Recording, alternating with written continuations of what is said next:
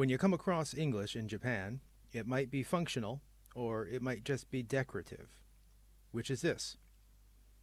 The goal of an English decoration is to make something, in this case a drink brand, appear more cosmopolitan than it really is.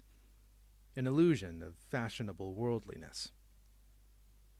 All three English words here are understandable to the average Japanese person. The consumer who sees this is also likely to think, they know enough to add ed to the end of flavor. They must know more English than I do. How fashionable and worldly. I will buy this. I don't necessarily mean they will consciously perform this internal monologue, but at least subconsciously, a thought process like this might happen. If it does, the decoration has done its job. So, how about as a functional label for the benefit of English speakers? The goal in that case is to have enough correct information to be useful. Again, the words are the right words. It is flavored, it is tea, and the flavor is apple. Okay. The bad news is, thinking strictly of the grammar, this order looks like a label for a type of apple, not a type of tea. If apple is the noun that anchors the phrase, that is, like how tea leaf is a kind of leaf, and crab apple is a kind of apple. Even so, the good news is that the context makes it understandable in spite of this. I found this label on the side of a bottle, not a piece of fruit. You could fix this problem on the label. How? By adding parentheses. Or brackets, if you prefer. That seems okay for information on a package, but wouldn't really work so well in speech. We really want to move tea to the anchor position. But then, what's the right order for the others? Well, apple is the flavor, so I think we should stick them together, like this, with a hyphen. It's apple-flavored tea. That fixes the English that's there, but what about the English that isn't? The Japanese text gives us more information. What is it? Ringo is apple. Kaoru tells us we can enjoy the apple aroma. Muto means sugarless.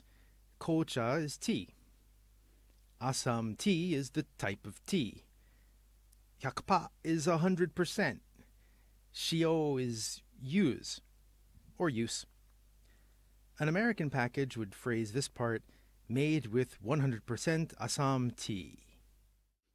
How serious are you about tea? Your answer to that question will determine how important it is to you to know the type of tea. But regardless, if you can't read Japanese, you won't get this information. You also won't know that this tea is sugar-free. Are you on a diet? Do you just prefer to choose natural sugar and avoid artificial sweeteners? Concerned about cavities? Or do you have diabetes? That would make this information pretty important. All of these are reasons someone might choose to buy or not to buy this tea. So I'd argue that leaving this info out is a critical mistake.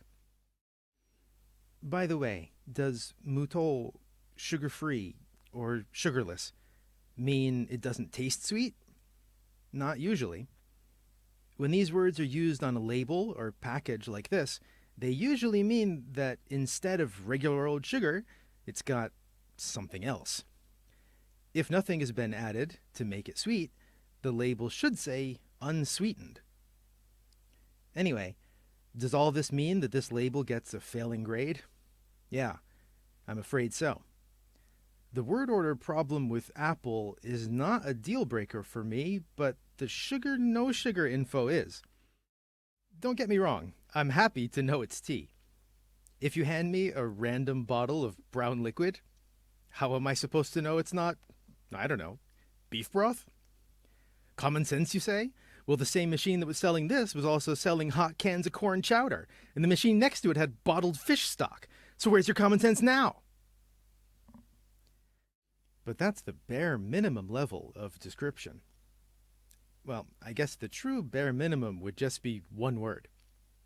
But the presence or absence of sugar is likely to be important to a lot of people, so there's really no excuse not to write that when it's right there in Japanese.